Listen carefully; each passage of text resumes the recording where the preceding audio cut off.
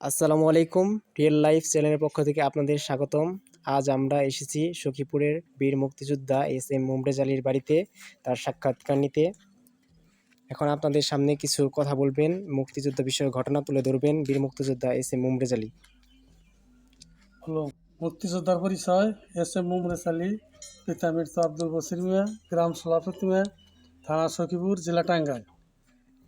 আমি একজন মুক্তিযোদ্ধা। আমার বয়স তখন 17 বছর। তখন আমি 10ম শ্রেণী ছাত্র। স্বাধীনতার যুদ্ধ আরম্ভ হয়। তখন আমি স্বেচ্ছাসেবকে কাজ করি।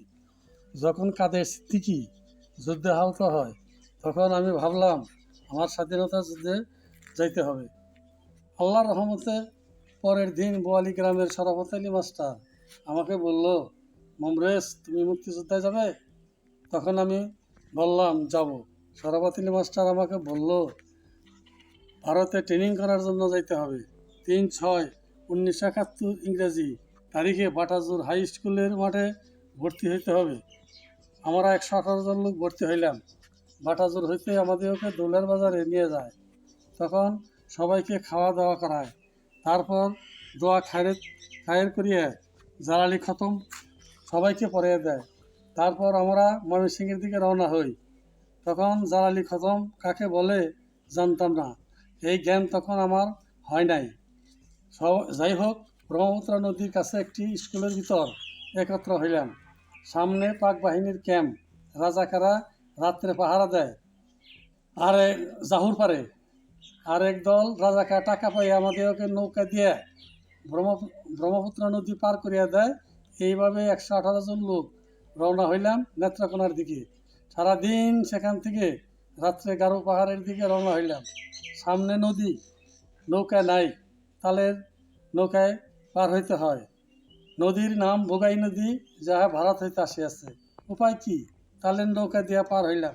পার হইয়া দেখি অনেক সৈনিক দাঁড়িয়ে আছে, মুক্তিযোদ্ধাদের রিসিভ করার জন্য আসছে। তারপর ভারতে পৌঁছিলাম। সবাইকে খেতে দিল রেশনের চাউলের খিচুড়ি। আমি খেতে পারলাম না।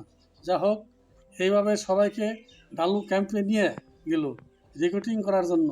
ডালু ক্যাম্পে 7 দিন পর মেডিকেল করে পরে তোরা সেন্টারের সবাইকে ট্রেনিং করার জন্য পাঠায়। তোরা সেন্টার নিয়ে সবাইকে কম্বল, থালা, বাসন যা যা লাগে দেয়। যার যার নম্বরে খানা দেয়। আমার নম্বর 11,260। ট্রেনিং করি পাহাড়ে উঁচুতে, অনেক কষ্ট উঠিতে হয়। এইভাবে ট্রেনিং করি। 2 বেলা রুটি, 1 বেলা ভাত দেয়। রেশনের চাউলের ভাত দেয়। ভাতে পোকা ফেলে দিয়ে খাই। তোরা পর্বত এত উঁচু যে হেলিকপ্টার যেতে পারে না। এইভাবে ট্রেনিং করি। ট্রেনিংয়ে যাওয়ার আগে সবাইকে জাতীয় সঙ্গীত গাইতে হয়। দীর্ঘ 1 মাস ট্রেনিং শেষে কোরআন হাতে দিয়ে শপথ করায়। পরে আমাকে অস্ত্র দেয়। তোরা ক্যাম্পে মাঝে মাঝে টাঙ্গাইলের হুমায়ুন খালিদ আমাদেরকে দেখতে যেত। অস্ত্র নিয়ে 118 জন মুক্তিযোদ্ধা হালুয়াঘাট নাইলটাবাড়ি আসিলাম। ভারতের বর্ডারের কাছে সবাই ক্যাম্প করলাম। আমি তখন সেকশন কমান্ডার। মুক্তিযোদ্ধার সময় আমার সেকশনে ছিল টাঙ্গাইলের বাবুল, খুরশেদ আলম ও মুসলিম, আরও অনেকে। একটি হালুয়াঘাট যুদ্ধের ঘটনা। আমি ছিলাম ডি কোম্পানিতে, কমান্ডার ছিল এ কুদ্দুস। একদিন কোম্পানি কমান্ডার বলল যুদ্ধে যেতে হবে। তখন সময় 4টা বাজে। আমি তখন সেকশন কমান্ডার। আমাদের কোম্পানির মুক্তিযোদ্ধারা 4 ভাগে বিভক্ত করে লালতাবাড়ির বর্ডারের দিকে সবাই রওনা হইলাম। ভারতীয় বাহিনীর লোক ছিল এই যুদ্ধে। আমরা ভারতীয় বাহিনীর লোক 2 ভাগে ভাগ হইলাম।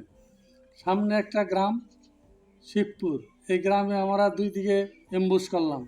মুক্তিযোদ্ধারা বাম দিকে, ভারতীয় বাহিনীরা ডান দিকে। সামনে পাক বাহিনীর ক্যাম্প। সময় তখন সন্ধ্যা মাগরিবের সময়। সিগন্যাল সংবাদ দিল পজিশন ঠিক আছে। তখন ভারতীয় বাহিনী পাক বাহিনীর উপর মোটর শেল দিয়ে হামলা করে। তখন আমরা সাথে সাথে এলএমজির ব্রাশ ফায়ার করি পাক বাহিনীর উপর। ক্যাম্প হইতে সিগন্যালে মেশিন গানের গুলি বৃষ্টির মতো আসিতেছে। এইভাবে 6 ঘন্টা যুদ্ধ হয়। হালুয়াঘাট নাইলতাবাড়ির বর্ডারে ভারতীয় বাহিনীর 1 জন সৈনিক মারা যায়, 2 জন আহত হয়।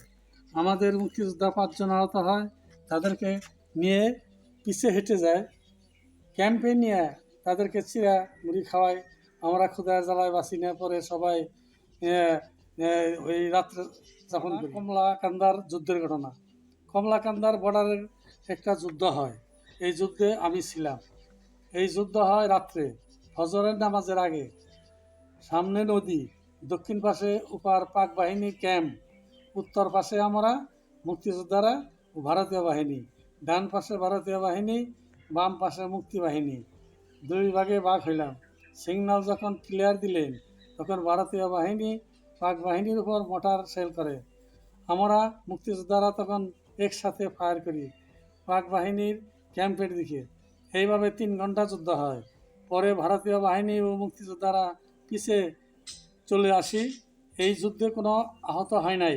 বর্ডার এলাকার লোক অনেক ভালো, আমাদেরকে অনেক সাহায্য সহযোগিতা করেছে। এইভাবে আমি অনেকটি যুদ্ধে গ্রহণ করেছি। আমার সেকশনে 10 জন মুক্তিযোদ্ধা ভারত হইতে বাংলাদেশের যুদ্ধ করার জন্য ময়মনসিংহের অন্তর্গত বালুকা থানায় নিয়ে আসে আফসার মেজরের ছেলে নাজিম। বালুকা মলিকবাড়ি কাছিনা মাওনা যুদ্ধ করি।